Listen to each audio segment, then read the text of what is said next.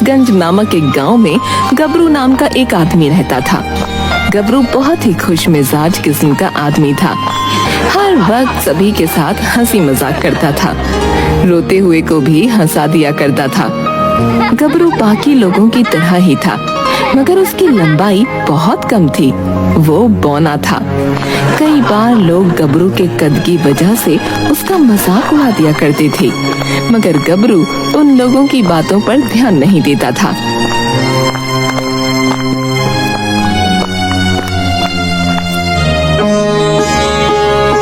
अरे भाइयों, तुम सभी यहाँ चाय पीने आते हो या लड़ाई करने आते हो हैं?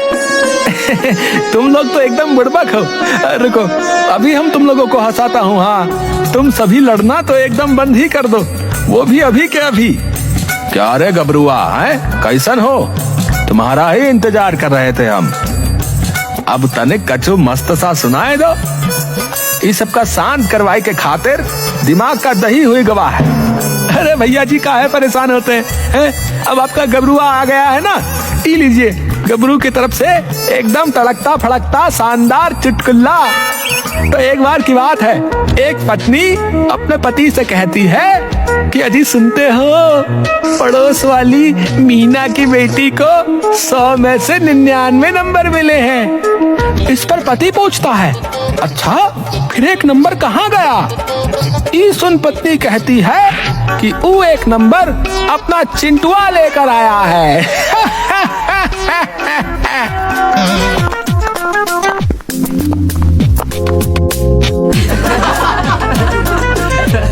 गबरू के चुटकुले को सुन सभी जोर जोर से हंसने लगते हैं। वाह भाई वाह गबरुआ, भाई वाह, मजा आ गया चुटकुला सुन के। तो है तुम तो भैया। तो अब इसके बाद एक दूसरा कुछ सुना दो। ठीक है, आप लोगों की खिदमत में गबरू एक प्रश्न पेश करने जा रहा है, तो सुनो। एक पत्नी अपने पति से चॉकलेट छिपाकर सबसे ऊंची रैक पर रख देती है। पति ये देख लेता है, मगर लाख चाहने पर भी उसे चॉकलेट नहीं मिल पाता है। बताओ क्यों? अरे बाबा रे, उतना तो मालूम ही नहीं है, तू ही बता। अरे भैया जी, उसके पति की इतनी लंबाई ही नहीं थी कि वो वहां तक पहुंच पाता।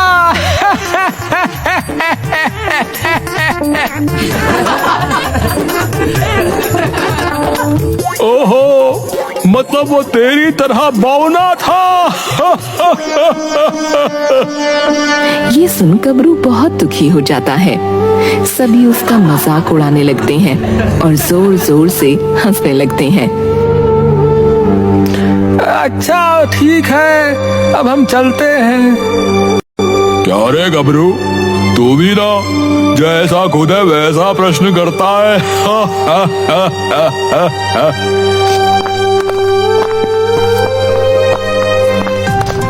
गबरू उदास होकर अपने घर आ जाता है। मैं हमेशा गांव वालों के मजाक को मजाक ही लेता हूँ, मगर ये सभी हर वक्त मेरे कद का मजाक बना देते हैं। खैर छोड़ो, इन सब बातों पर ध्यान देने से अच्छा है मैं कोई और काम कर लेता हूँ।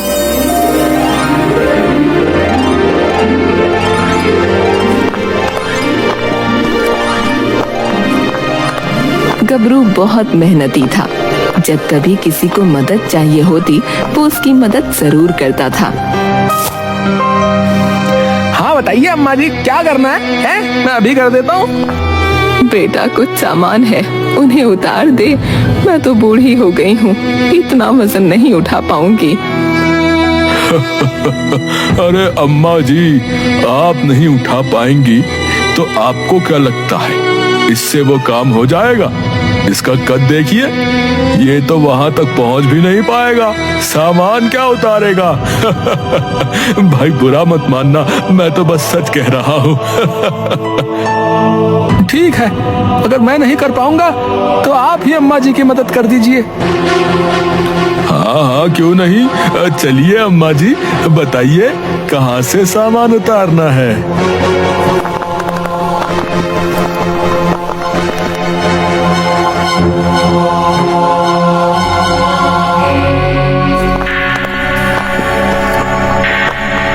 गबरू चाहे कितना भी गांव वालों के साथ घुल मिल कर रहता, मगर सभी एक मौका नहीं छोड़ते थे उसके कद का मजाक उड़ाने में। गांव वालों के ऐसे व्यवहार के कारण अब गबरू उनसे कट कट कर रहने लगा।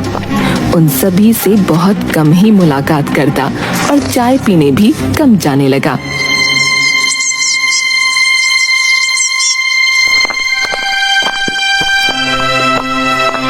बहुत दिनों बाद एक दिन गबरू चाय पीने चाय की दुकान पर आता है।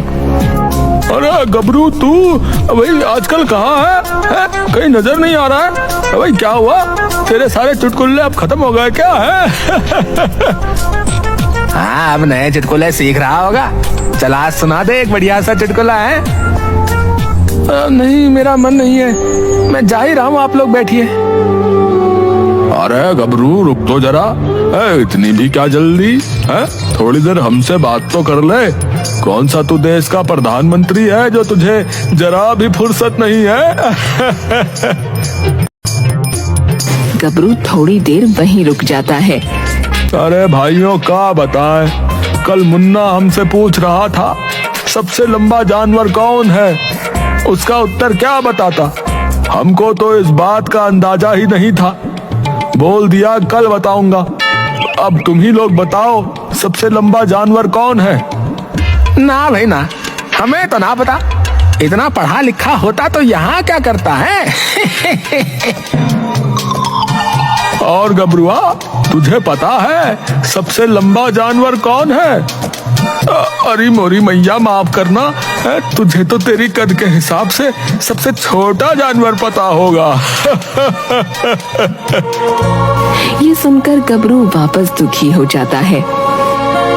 मैं जा रहा हूँ यहाँ से। और हाँ, सबसे बड़ा जानवर जिराफ होता है। इतना कहकर गबरू तुरंत वहाँ से उठता है और अपने घर आ जाता है।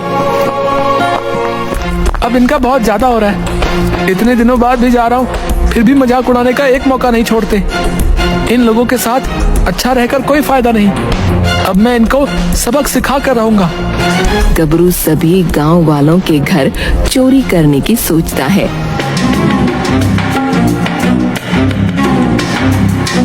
आधी रात में मुंह पर काला कपड़ा बांधकर गबरू चोरी करने निकलता है। जब सभी गांव वाले मेरा मजाक उड़ाने से पहले नहीं सोचते, तो मैं क्यों उनके घर पर चोरी करने से पहले सोचूं? शांति से जाता हूँ और चोरी करके आता हूँ।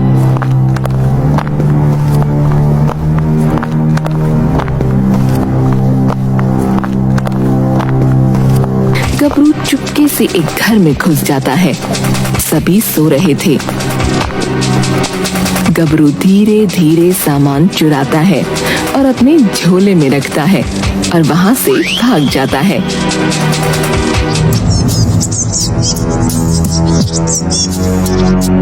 अगली सुबह गांव में हल्ला हो गया कि गांव में चोर घुस आया है। अब मुझे खुशी मिल रही है। अब ये भी परेशान हो रहे हैं। अब तक तो ये सिर्फ मुझे ही परेशान करते थे। अब मैंने भी इनको सबक सिखा दिया। हाँ।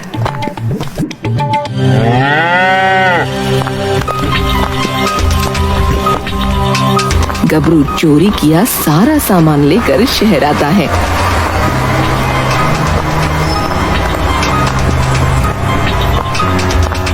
और सस्ते दाम पर बेच देता है।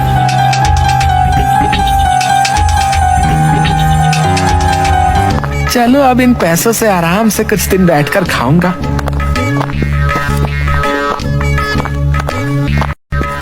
गबरू ने गांव वालों से मिलना जुलना, बात करना एकदम बंद कर दिया था। कोई उससे मदद मांगने आता तो भी वो उसकी मदद करने नहीं जाता।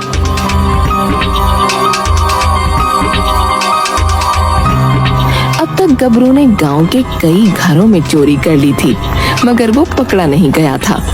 जब भी कोई आता तो छोटी कद होने के कारण वो कहीं भी छिप जाया करता था और कोई उसे पकड़ नहीं पाता था।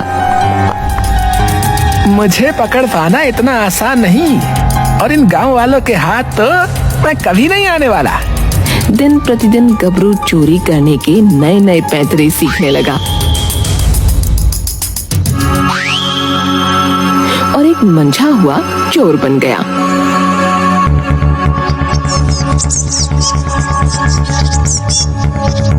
गांव वाले चोर को पकड़ने की बहुत कोशिश कर रहे थे, मगर चोर था कि पकड़ में नहीं आ रहा था।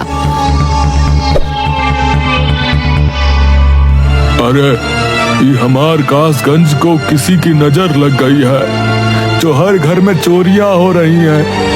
राम राम, ये का हो रहा है? अब तो रातें जाग जाग कर बितानी पड़ रही हैं। सही कहा भैया, चोर बहुत शातिर है, लेकिन एक बात है, ज्यादातर तेज तर्रार बनने वालों के घर ही चोरियां हो रही हैं। क्या कहे तुम? चोरी तो चोरी है भैया। अरे मेरा कहना यह है कि कोई समझदार चोर है। हाँ अरे दुकान वाला सठिया गया है। चलो सरपंच जी के पास चलते हैं, वही कुछ उपाय बताएंगे। सब मिलकर सरपंच के यहाँ जाते हैं। मुखिया जी कुछ कीजिए, कासगंज अब रहने लायक नहीं लगता। चोरी चकारी बहुत बढ़ गई है। हाँ हरिया, सही बोला तुमने। हम लोग भी उसी विषय पर बात कर रहे हैं। जल्दी ही कोई ना कोई हल जरूर निकलेगा। सब चौकन्ने रहो बस। गबरू जहाँ रहता था वहीं पास में झींगा नाम का एक आदमी रहने आता है।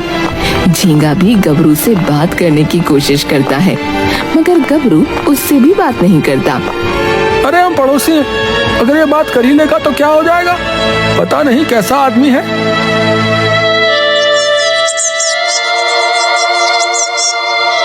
झींगा की आदत थी कि वो रात में जल्दी सो जाता था और सुबह में बहुत जल्दी उठ जाता था। सुबह उठकर वो झाड़ू लगा रहा था, तभी वो देखता है कि गबरू एक झोले में कुछ सामान लेकर बहुत हड़बड़ी में आ रहा है। झींगा गबरू के पास जा ही रहा था, तभी गबरू अपने घर के अंदर चला गया और दरवाजा बंद कर लिया। ये इतनी सुबह इतना सामान लेकर हड़बड़ी में कहाँ से आ रहा है? झींगा वापस अपने काम में लग गया। कुछ घंटों बाद सभी गांव वाले उठे और शोर होने लगा। आज भी चोरी हुई थी, ये बात झींगा को पता चली। कौन है वो जो गांव वालों के घर चोरी कर रहा? कहीं मेरे घर भी चोरी ना हो जाए, संभल कर रहना होगा।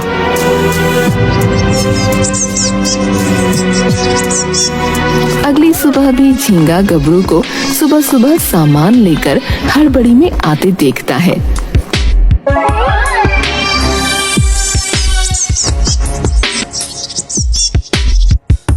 ऐसा कई दिनों तक होता है, तब जाकर झींगा को गबरू पर शक होना शुरू हुआ। ये हर रोज कुछ सामान लेकर हड़बड़ी में आता है और हर रोज गांव में चोरी भी हो रही है। कुछ ना कुछ तो गड़बड़ जरूर है। झींगा सरपंच जी को ये बात बताता है।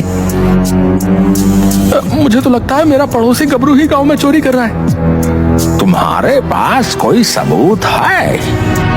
नहीं, अभी तो नहीं है, मगर मैं सबूत इकट्ठे करता हूँ। झींगा गबरू के पीछे लग जाता है।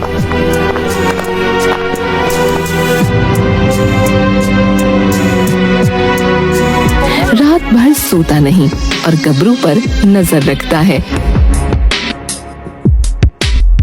आधी रात में गबरू घर से बाहर आया। झींगा भी उसका पीछा करने लगा।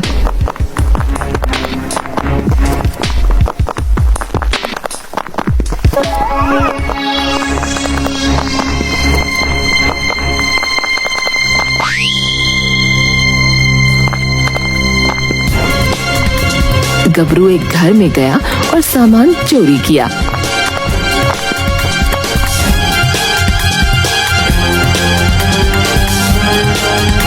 फिर दूसरे घर में गया, चोरी की और सारा सामान लेकर अपने घर की ओर आने लगा।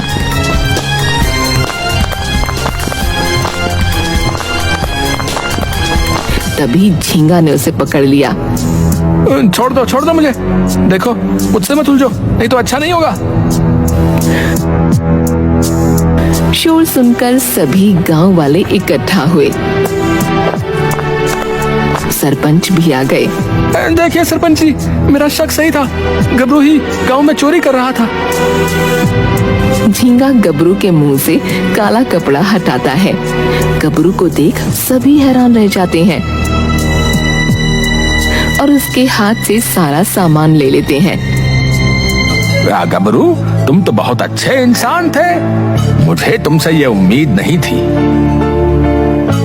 हाँ सरपंच जी, आपने बिल्कुल सही कहा, मैं बहुत अच्छा इंसान था, मगर इन गांव वालों ने मुझे बहुत बुरा इंसान बनने पर मजबूर कर दिया।